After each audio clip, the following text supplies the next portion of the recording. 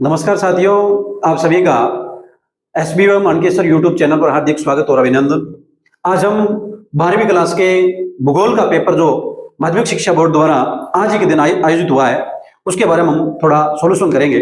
किस प्रकार का पेपर आया है, क्या इसका जो बेस रहा है। तो सबसे पहले इसमें जो पहला क्वेश्चन लेते हैं हम, आपको दिखाई दे रहा होगा, यह पहला क्वेश्चन है कि कौन सी विचारधारा के अनुसार मानव जीवन प्रकृति से पूर्णतया नियंत्रित होता है। अब कौन सी विचारधारा के अनुसार मानव जीवन प्रकृति से पूर्णतया नियंत्रित की बात आए तो इसमें कौन सा होगा? नियतिवाद। कौन सा होगा? नियतिवाद। अब आप कहेंगे नियतिवाद, इसमें ऑप्शन नहीं है, तो यह निश्चयवाद नियतिवाद एक ही चीज है। तो नियतिवाद या निश्चयवाद पहला हुआ।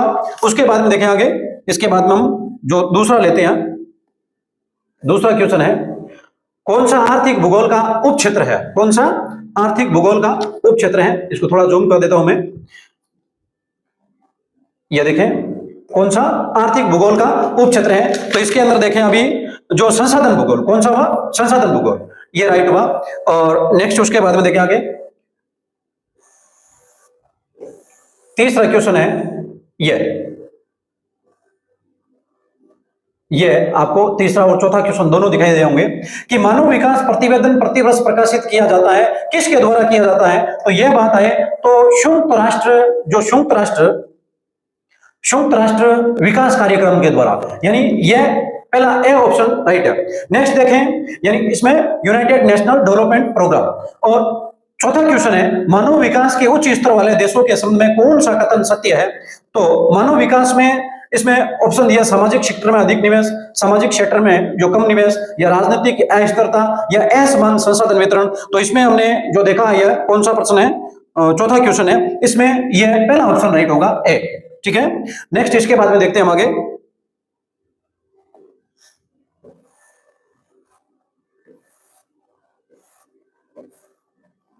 ये पांचवा क्वेश्चन। अब पांचवें क्वेश्चन में क्या कौन सा ऑप्शन है देखें। तो निम्न प्रजनशीलता व निम्न मृतीयता जनसंख्या संक्रमण की कौन सी अवस्था की विशेषता है? तो देखें, यदि जन्म दर मृत्यु दर की बात हो तो जन्म दर मृत्यु दर है ये दोनों ही जो चौथी अवस्था के अंदर, कौन सी अवस्था में? चौथी अवस्था में। कौन सी में? चौथी अवस्था में ये होते हैं। अब आपके प्रथम द्वितीय तृतीय दिया, चौथी अवस्था का नहीं दिया, तो इनमें से कोई ऑप्शन ये राइट है, इनमें से कोई नहीं। नेक्स्ट देखें इसके बाद में, प्रत्यक्ष रूप से पर्यावरण पर निर्भर आर्थिक क्रिया कौन सी है? तो प्रत्यक्ष रूप से पर्यावरण पर निर्भर आर्थिक क्रिया कौन सी है? प्राथमिक क्रिया, जिसमें हम देखें प्राथमिक क्रिया जो पर्यावरण से संबंधित है। ठीक है, नेक्स्ट इसके बाद में आगे देखते हैं हम,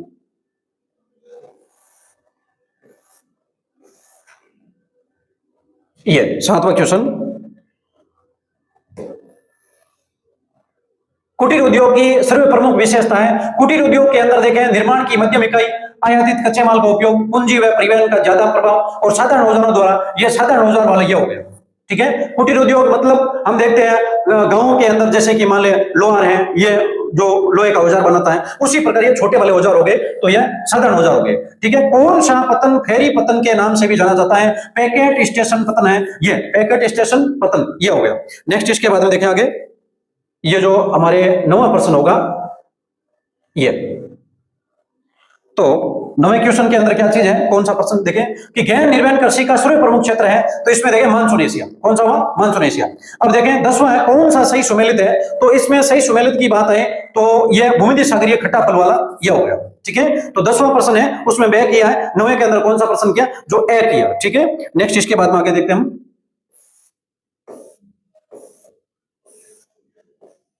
ये 11वां प्रश्न। 11वां प्रश्न है अनुसंधान में विकास आधारित क्रियाकलाप सम्मिलित है, प्राथमिक, द्वितीयक, तृतीयक और चतुर्थक। तो ये नवा क्वेश्चन है। नवा क्वेश्चन के अंदर देखते हैं हम कौन सा है, तो इसमें नवे क्वेश्चन में है चतुर्थक क्रियाकलाप, ये दे ऑप्शन राइट है, सॉरी ये दे ऑप्शन राइट है। ठीक है, और फिर एशिया में रेल मार्गों का संगमतम घनत्व, ये जापान, चीन, भारत, ये वाला राइट है। ठीक है, और इसके बाद में आगे देखें,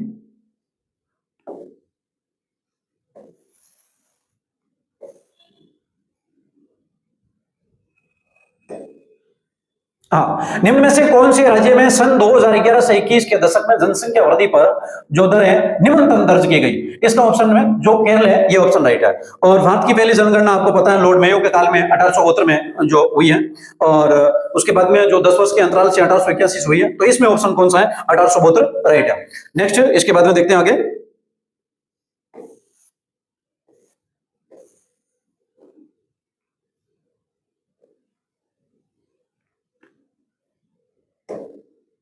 ये कौन सा प्रश्न है? जो 15वां प्रश्न लेते हैं हम। 15वां क्वेश्चन, नगरीय वस्तु की विशेषता। देखिए विशाल आकृति होगी उसकी, आकार अच्छा होगा, बड़ा होगा, है प्रशासकीय कार्य हो गए, ये सारा काम होगा। तो ये पहला ही ऑप्शन राइट है, जो नगरीय विशेषता। अब नागपुर योजना, नागपुर योजना किससे संबंधित है? सड़क परिवहन से संबंधित है। नेक्स्ट इसके बाद में आगे देखें, ये जो हमें 16 क्वेश्चन हमने कर लिया है, और 17वां क्वेश्चन है कच्छ की खाड़ी के मुहाने पर कौन सा पतन स्थित है? तो ये कांडला पतन हो गया।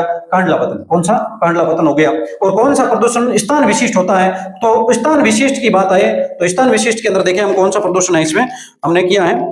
स्थान विशिष्ट में जो ध्वनि प्रदूषण, कौन सा? ध्वनि प्रदूषण। तो ये 18 क्वेश्चन है एबीसीडी वाले हो चुके हैं। आप जरूर बताइए आपके कमेंट सेक्शन में किस प्रकार कितने 18 में से आपने एबीसीडी वाले कितने राइट किए। तो नेक्स्ट उसके बाद में देखते हैं हम आगे, खाली जगह आपने क्या क्या किया। देखें ये खाली जगह, तो खाली जगह में देखें मानव भूगोल की विचारधारा का संबंध लोगों के सामाजिक कल्याण से है। इसमें तो ये तो थी कल्याण परक योजना। कौन सी थी? कल्याण परक विचारधारा थी। कल्याण परक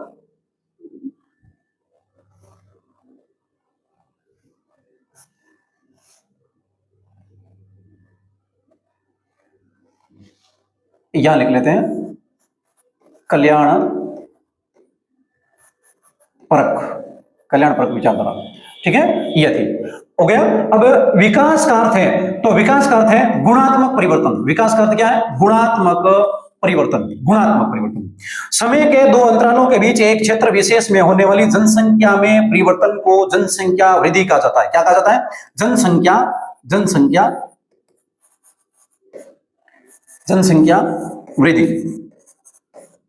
नेक्स्ट देखें इसके बाद में, लोगों का एक स्थान से दूसरे स्थान पर जो जाना है यह है उत्प्रवास। क्या चीज है? उत्प्रवास, उत्प्रवास। और नेक्स्ट इसके बाद में देखें खाली जगह कृषि में जो फसलों उत्पादन और पशुपालन, इसमें कौन सा? मिश्रित कृषि है। कौन सा है? मिश्रित, मिश्रित कृषि। 5वीं खाली जगह में मिश्रित कृषि है। ठीक है, नेक्स्ट 5 जो हमने रिक्त स्थान कर लिए पूर्ण। उसके बाद में 6 से देखते हैं आगे, यह 6 से 10 तक। तो अब देखें छठी खाली जगह में सार्वजनिक क्षेत्र के उद्योग सरकार के अधीन होते हैं। किसके अधीन होते हैं? सरकार के अधीन होते हैं, सरकार के अधीन होते हैं। रुड़की ये एक शैक्षणिक नगर है। क्या चीज है? शैक्षणिक नगर है। और नगर आर्थिक वृद्धि के, नगर आर्थिक वृद्धि के जो ये नोड के रूप में कार्य करते हैं। नोड, क्या चीज है? नोड। और पाना, पाड़ा, पाली, नगला, ढाणी, ये सारे क्या चीज है? पल्लीकृत। कौन से? पल्लीकृत बस्तियां। ठीक है, नेक्स्ट अरब सागर की रानी जो वेबनाथ झील को बोलते हैं। कौन सी? वेबनाथ झील, वेबनाथ, वेबनाथ झील। हो गया। आपके जो 10 खाली जगह थी, 10 की 10 हमने खाली जगह यहां कर ली है। अब आप देखिए 10 में से आपने कितनी खाली जगह जो राइट की है उसके बारे में जरूर आप बताएं। उस सॉरी, नेक्स्ट इसके बाद में देखें हम आगे वाले जो 1-1 नंबर वाले प्रश्न हैं वे देखते हैं।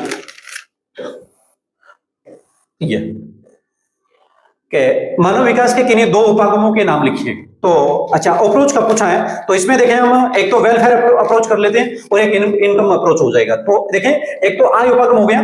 कौन सा? नेक्स्ट दो का पूछा है, एक हो गया आय, आय उपागम, और एक हो गया जो मानव कल्याणकारी उपागम है, जो वेलफेयर हो गया। इसमें देखें कल्याण उपागम कर दिए, कल्याण। ठीक है, अब इसमें आपके जो इसमें बहुत सारे उपागम बताए गए थे, तो आपने जो जो किया है वो आप देख लेना अपने स्तर पर जो राइट। अब मानव विकास सूचकांक को मानव विकास मापन का सर्वाधिक विश्वसनीय माप क्यों नहीं कहा जाता है? देखिए विश्वसनीय नहीं, विश्वास करने योग्य क्यों नहीं माना जाता है? तो मानव विकास सूचकांक को मानव विकास का मापन है क्यों नहीं माना जाता है? देखें तो इसमें क्योंकि देखें, क्योंकि इसमें आर्थिक पहलुओं को शामिल नहीं किया जाता है। जो गैर आर्थिक, सॉरी, इसमें जो गैर आर्थिक पहलुओं को शामिल नहीं किया जाता है।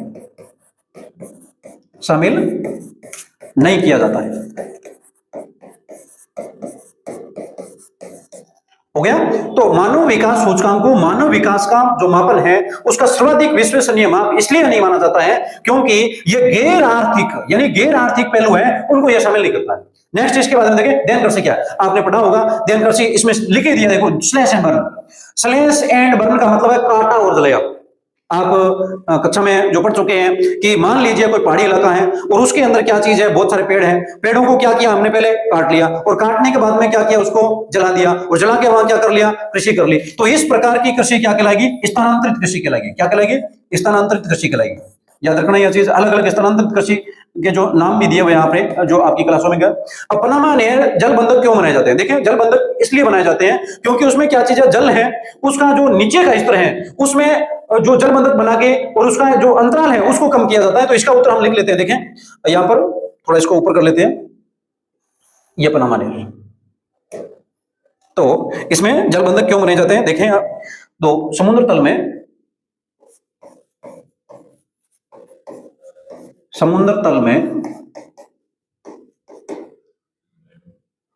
अंतर को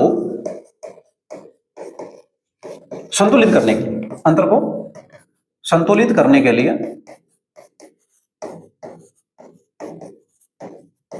क्या बनाए जाते हैं, जल बंधक बनाए जाते हैं। ठीक है। अब जनसंख्या वृद्धि के दो घटक हैं इसमें, जन्म दर मृत्यु दर का, तो आप जन्म दर और मृत्यु दर। ये मृत्यु दर में कमी आ गई, जन्म दर में जो वृद्धि आ गई तो जनसंख्या वृद्धि हो जाएगी। किसी देश के जनसंख्या अध्ययन में जनघनत्व का क्या महत्व है, तो देखें जनघनत्व के बारे में थोड़ा लिख लेते हैं कि संसाधनों पर दबाव का आंकलन करने में यह सहायक होता है। तो संसाधनों पर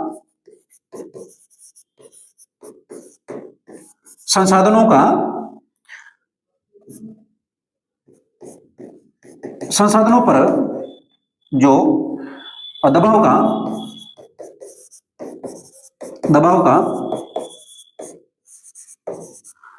आंकलन करने में सहायक हो गया। नेक्स्ट देखें इसके बाद में जो 7वां प्रश्न है, जो हेमेटाइट और मैग्नेटाइट है उसके बारे में पूछ रहे हैं। तो हेमेटाइट जो मैग्नेटाइट ये किस प्रकार का आयस्क है, ये लो आयस्क है। कौन से है,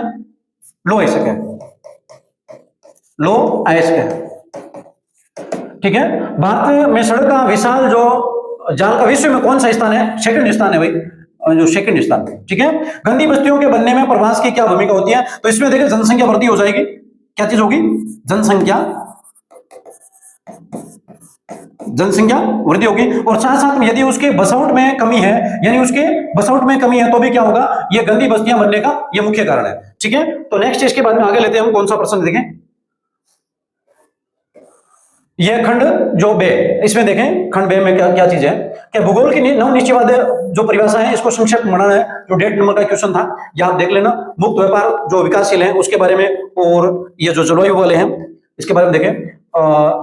जलवायु भी पर्यटक स्थलों को विकसित करता है। सतपोषणीय विकास, आपको पता है कि सभी को साथ में लेकर यदि विकास करेंगे तो सतपोषणीय विकास हो जाएगा, है जिसको धान्य विकास भी कहते हैं। और भारत में कृषि योग्य भूमिका निम्नलिखित 3 कारण लिखने थे। राष्ट्रीय आत्म के 2, यानी कहने का मतलब है पेपर का जो पैटर्न था बहुत ही सरल था।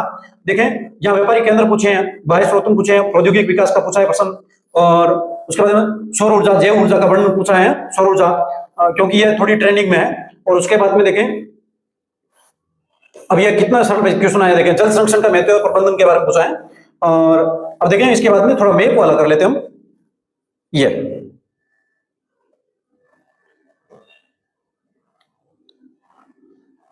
मैप भी बहुत सरल है, विश्व का मैप है। और इधर हम देखें जो भारत का मैप मानचित्र था।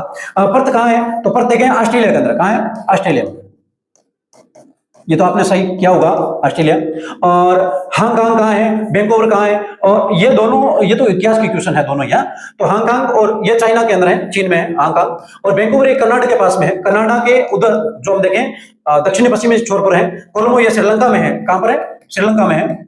और इसके बाद हम देखें नेक्स्ट क्वेश्चन के रूप में हम जो, यानी ये देखें आप पर्थ ऑस्ट्रेलिया हांगकांग चाइना, और इधर वैंकूवर कनाडा, और कोलंबो श्रीलंका। ये तो आपने सही किए होंगे। अब देखें 18वां क्वेश्चन है, ये लास्ट क्वेश्चन है, इसके बारे में थोड़ा देख लेते हैं।